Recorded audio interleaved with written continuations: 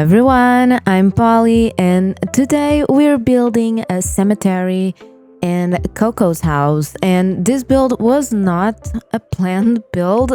I mean, if you watched the video where I planned this island, probably don't remember me mentioning a cemetery, but I ended up with this whole space in between Kaede Mountain, and the Ryokan, and I thought, I'm not gonna waste this area, right? I still have space for one more villager, so I'm just going to include it here. And I thought, what build can be here? You know, what can I do on this space? And I decided to create a cemetery and invite Coco to the island.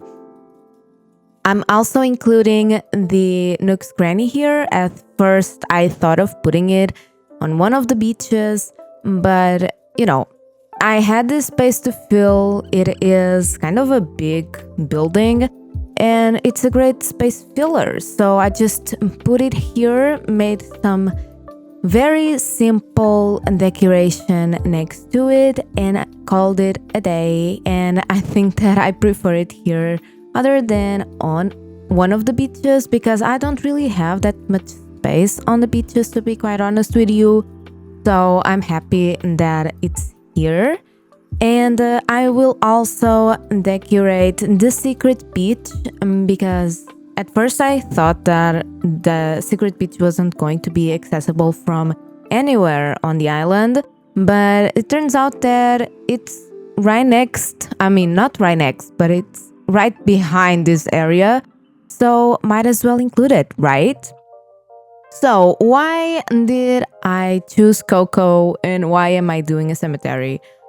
Coco was one of the villagers that was on my plans for the island, and she resembles a gyroid, and gyroids are inspired by Haniwa.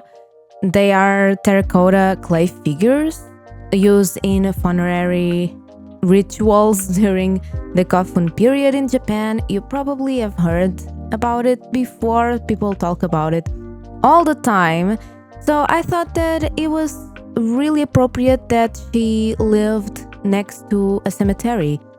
I'm not making it like she actually lives on the cemetery. She lives near it. She feels like this spiritual connection to this area, so she decided to live here. And also I feel like she would like to live kind of far away from the busy town life of Yuka village. Kaede village is also very peaceful and not busy at all, but I just think that she would prefer a more spiritual area. You know what I mean? I decided to give this abandoned look to the cemetery because, again, I don't feel like many people come here, so Coco can have a little peaceful area without neighbors, without people coming here all the time. She does put out flowers and candles for the people that are buried here, and she respects their space and their peace, but it's not an area that is very frequented, if you know what I mean. And this whole build, I had to keep making tiny adjustments, especially on the portal area, because I kept running out of space. Like, I wanted to put some trees here, so I had to change it a little bit. And I also was forgetting about the tori in the entrance, so, you know, I kept it out of the video because it's not interesting me moving stuff around all the time. But if you notice tiny changes while I'm building this area, that's it. I also didn't really show me molding, not molding, changing the cliff design, because I didn't think it was interesting. And I'm surrounding the cemetery with some forest because, I mean, on either side of this area, it's forested area, both on Kaede Mountain and next to the ryokan and onsen that we worked on the last speed build that I uploaded. So it only made sense to surround this area with some forest, and I feel like the natural look gives an even more peaceful and secluded look to the whole area. So I just ran with it. Also, the little stalls next to our house, they're not part of our house. They're like more of a little business. She sells little spiritual objects and good luck objects, maybe to make a living out of it and to help the community, kind of, because if you believe in these spiritual things and these spiritual rituals, then it's a great thing to have. And because 2025 is the year of the snake, I also added a little snake figurine, like the Chinese zodiac year figurines that you have. So maybe we can bring some good luck for the new year, right? And I didn't do much on the secret beach, just a little tea drinking spot, because I didn't really know what to do on that beach. First I thought of blocking it so I didn't have to deal with it, but you know what? No, not this time. I'm actually decorating the beaches, even the ones that are not totally accessible. I'm still going to decorate them. I will force myself to do something with the beaches because I often just forget about it, block the passage, and don't do anything else. Not me this time, not this new me. It's not a new me, but this area was also looking dangerously unprotected with some fencing, so I decided to add some, just so people don't fall on the river if they visit the Nook's granny. Just a little detail. So I also decided to decorate the rest of Yucca Village. You may remember that I didn't really work on the left side, especially this area here next to the fake Combini store. So I'm just adding a little train stop because, like I said, I wanted these few builds to have access by train. So I also didn't really know if I wanted the train station to be on this side of the river or on the other side of the river. I decided to put it on this side of the river because I think it makes more sense. I don't know. Let me know. What do you think? And I just added some fake buildings and vending machines, pretty much the same look and aesthetic that I gave to the rest of Yucca Village. Oh, I also finished this river here that I had left unfinished. I placed a castle gate there, so it looks like the train is going into a tunnel inside the mountain, like I did on other parts of Yucca Village pretty much. I'm not doing anything new here, just adding some fake buildings. Didn't really know how to make this fake building specifically.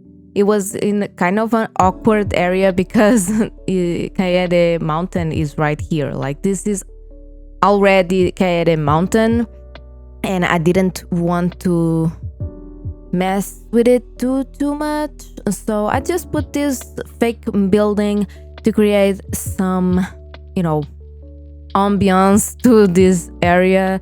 And I added some fencing just like I did on other areas to prevent people from going into the train tracks, right? This area is a little tricky to access, the bridge to the cemetery.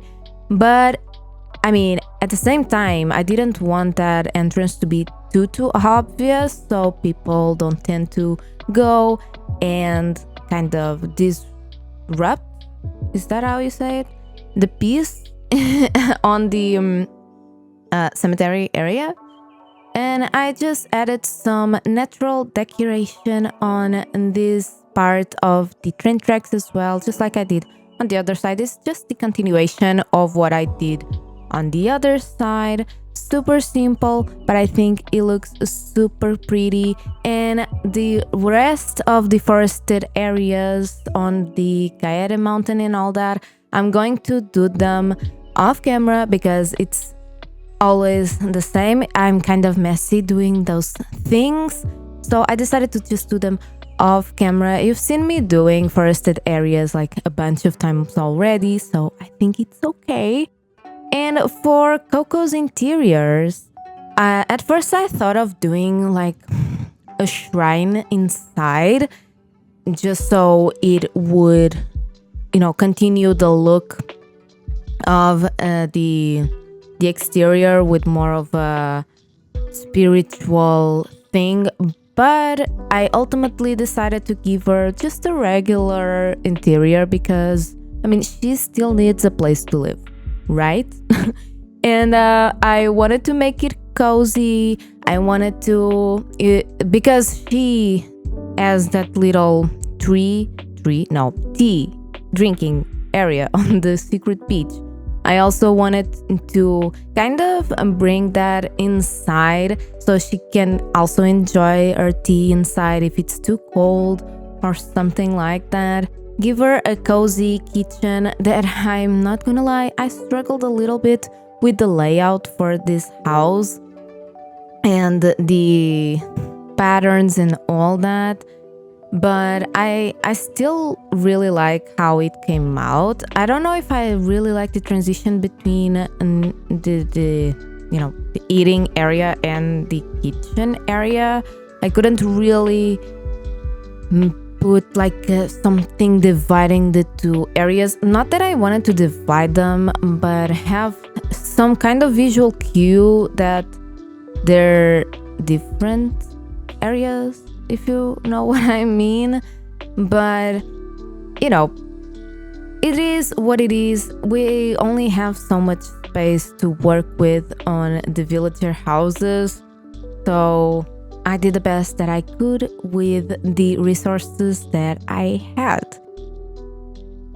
And this house, you can probably tell that is also more on the traditional side, like I did for the houses on the mountains, especially, just so the aesthetic, it's like peaceful, traditional, very simple, very calming, and I really like how it turned out. And this is the final result. I actually really like how this little corner of Yucca village turned out. I think it looks kind of cozy, I don't know. And let's cross the bridge, and here we have the entrance into the cemetery. I don't know if it's too obvious or not, but I like how it looks kind of abandoned, and there's the exterior also.